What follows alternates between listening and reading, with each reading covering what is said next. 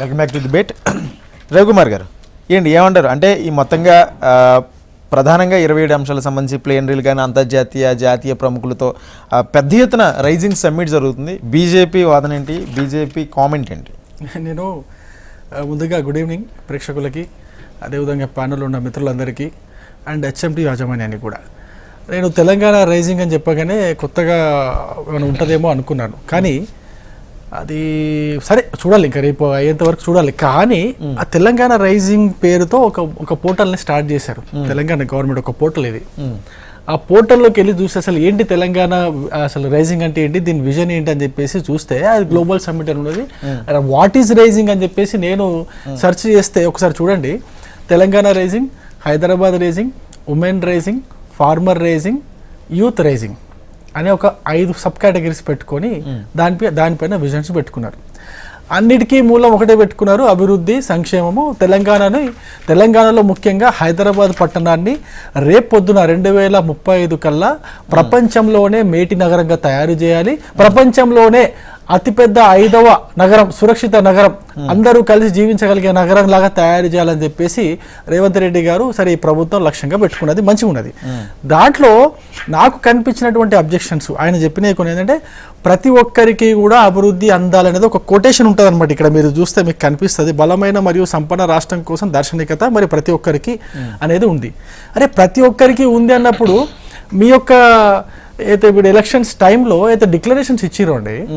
రైతులకు ఒక డిక్లరేషన్ ఇచ్చారు, బీసీలకు డిక్లరేషన్ ఇచ్చారు, యూత్కి డిక్లరేషన్ ఇచ్చారు, మహిళలకు కూడా డిక్లరేషన్ ఇచ్చారు. ఇక ఇట్లా రకరకాల డిక్లరేషన్ ఇచ్చుకుంటూ దాదాపు 6 డిక్లరేషన్లు ఏమో ఇచ్చుకున్నారు. తెలంగాణ రైజింగ్ పోర్టల్లో కూడా అయ్యే ఉన్నాయి. ఇక్కడ మీరు చూస్తే హైదరాబాద్ రైజింగ్, ఉమెన్ రైజింగ్, రైతుల రైజింగ్, యూత్ రైజింగ్ అని చెప్పేసి ఉన్నది. నేను ఏమంటున్నా, కాంగ్రెస్ పార్టీ విజ్ఞప్తి చేస్తున్నా, సరే వెల్కమ్ చేద్దాం, ఒక మోటో ఏదైనా సరే, కానీ మీరు ఎలక్షన్లో ఇచ్చిన హామీలు కూడా వీటిపైనే ఉన్నాయి.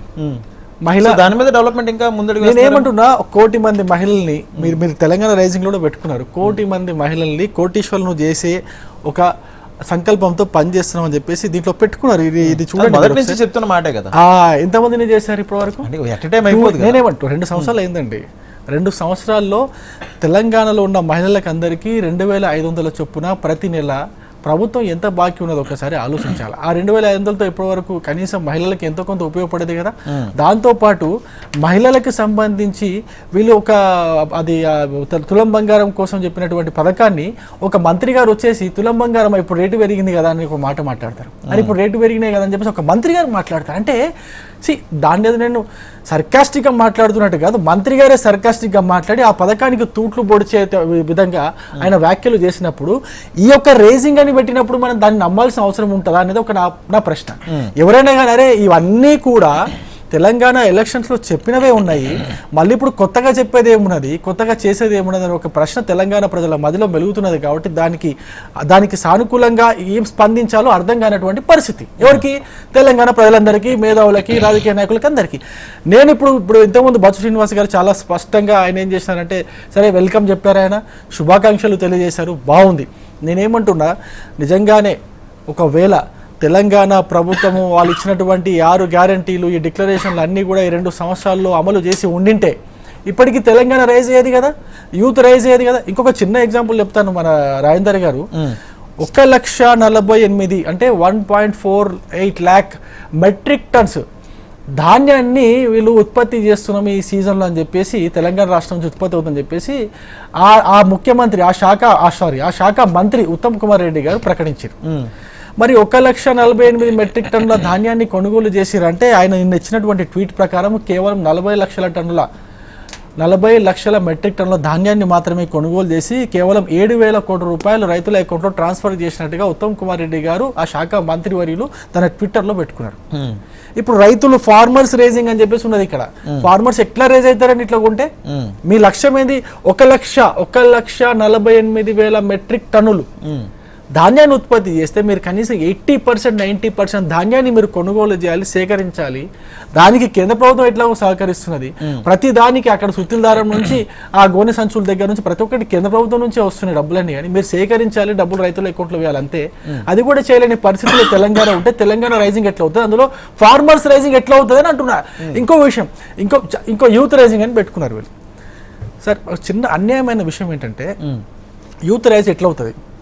మీరు యువతకి నిరుద్యోగ భృతి మీరు ప్రామిస్ చేసినారు, ఇంతవరకు అది ఎక్కడ రావట్లేదు. పోనీ నిరుద్యోగ భృతి రావట్లేదు అనుకుంటే ఆ ఫీజు రియంబర్స్మెంట్ సంగతి ఏందో చూస్తామని చెప్పేసి అప్పుడు ఆయన అక్కడ మన సరూర్ నగర్లో యూత్ డిక్లరేషన్ పెట్టినప్పుడు ప్రియాంక గాంధీ గారు మన రాహుల్ గాంధీ గారు వీళ్ళందరూ వచ్చినప్పుడు మాట్లాడుకున్నారు. ఇంతవరకు ఆ ఫీజు రియంబర్స్మెంట్కి సంబంధించిన సబ్జెక్ట్ అసలు మాట్లాడరు వీళ్ళు. ఎందుకు మాట్లాడారంటే చెప్పరు.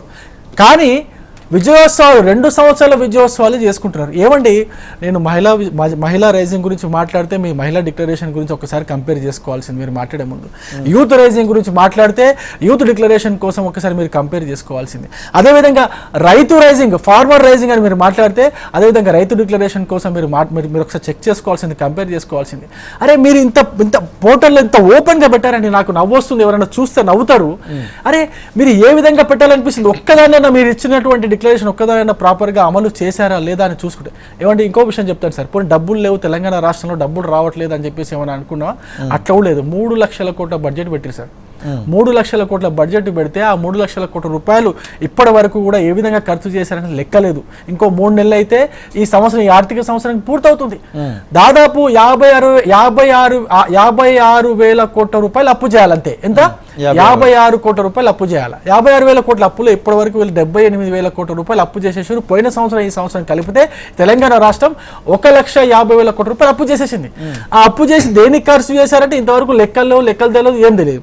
కేవలం 3,000 కోట్ల రూపాయల కోసం సర్పంచ్ ఎలక్షన్స్, బీసీల రిజర్వేషన్ లేకుండా 3,200 కోట్లు 15వ ఆర్థిక సంఘం డబ్బులు మురిగిపోతాయి కాబట్టి మేము బీసీల రిజర్వేషన్ లేకుండా ఈ యొక్క పంచాయతీ ఎలక్షన్ చేస్తున్నామని చెప్పేసి ప్రకటించినటువంటి ముఖ్యమంత్రి గారు మీకు 3 లక్షల కోట్ల బడ్జెట్లో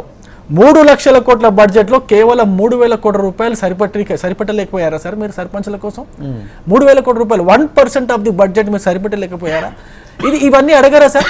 ఇవన్నీ మాట్లాడకూడదా? నేను ఇంకో విషయం కూడా చెప్తాను. సరే, మీకు భారత ప్రభుత్వం ద్వారా అసలు నేను ఇంతకుముందు కూడా వీళ్ళ మీడియా చైర్మన్ అనుకుంటా, సరే ఆయన పెద్ద మాటలు మాట్లాడుతున్నారు. పెద్ద వ్యక్తి కిషన్ రెడ్డి గారి గురించి మాట్లాడుతూ ఏదో లేనిపోని వ్యాఖ్యలు చేస్తున్నారు.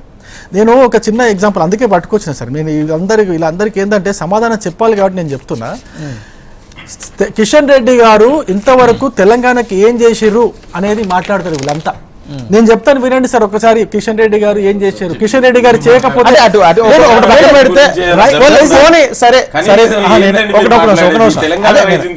నేనేమంటానంటే రావాల్సిన ఇప్పటి వరకు ప్రభుత్వం విమర్శిస్తున్న రాష్ట్రానికి రావాల్సిన పెండింగ్ నిధులు కానీ లేకపోతే కేంద్రం నుంచి ఇచ్చిన సహకారం కానీ వస్తుందా?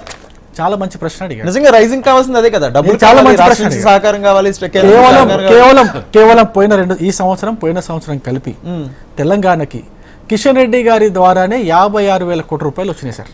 నేను మొత్తం దేనికి ఉన్నాయి అనేది మొత్తం సంబంధించిన అంశాలతో సహా 102 అంశాల పైన కిషన్ రెడ్డి గారి ద్వారా తెలంగాణ రాష్ట్రానికి వచ్చింది 50,000 కోట్ల రూపాయలు. 50,000 కోట్ల రూపాయలు. ఇదో దాంట్లో ముఖ్యంగా సార్ వీళ్ళు మామూలుగా మాట్లాడే ట్రిబుల్ ఆర్ గురించి నిధులు ఇవ్వలేదు, మెట్రో గురించి నిధులు ఇవ్వలేదు అని చెప్పేసి మాట్లాడుతుంటారు సార్. వినండి ఒకసారి.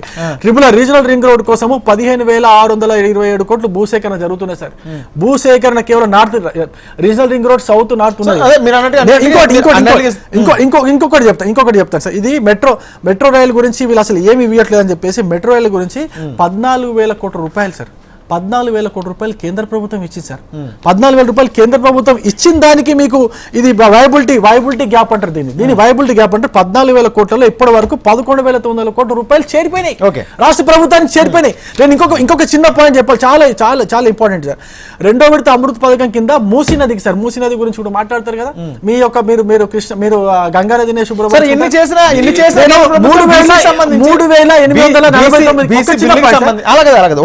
3,849 మీరు అన్నట్టుగానే ఏదైతే ఆ బడ్జెట్ 3 లక్షల కోట్లకు సంబంధించి 3,200 కోట్ల పంచాయతీ నిధులు ఆర్థిక సంఘ నిధులు వెళ్ళిపోతుంది అన్నారు. అదే బీసీ రిజర్వేషన్ బిల్లు మీ దగ్గరే పెట్టుకుని కేంద్ర ప్రభుత్వం అడ్డుకుంటుంది అనేది కదా ప్రధాన వాదన. నిన్న మరి మా ప్రధానమంత్రి గారిని కలిసిన దాంట్లో మరి ఎజెండా ఎందుకు పెట్టుకోవాలి? బీసీ రిజర్వేషన్ గురించి మాట్లాడాల్సింది చాలా సార్లు అడిగాం, చాలా సందర్భాల్లో ప్రకటించమని చెప్పండి. మోడీ గారి ముందు కూర్చొని బీసీ రిజర్వేషన్ గురించి మాట్లాడినని చెప్పేసి ఇదే ముఖ్యమంత్రి గారిని ఒకసారి ఏమని చెప్పండి. షెడ్యూల్ ఉంటుంది, అజెండా ఉంటుంది కదా సార్. ప్రధానమంత్రి విజిట్ చేస్తే అజెండా ఉంటుంది. అంటే ఇక్కడ చాలా ప్రధానమైన ఆరోపణ ఏంటంటే కనీసం ఆ ప్రస్తావన తీసుకురావట్లేదు అనేది.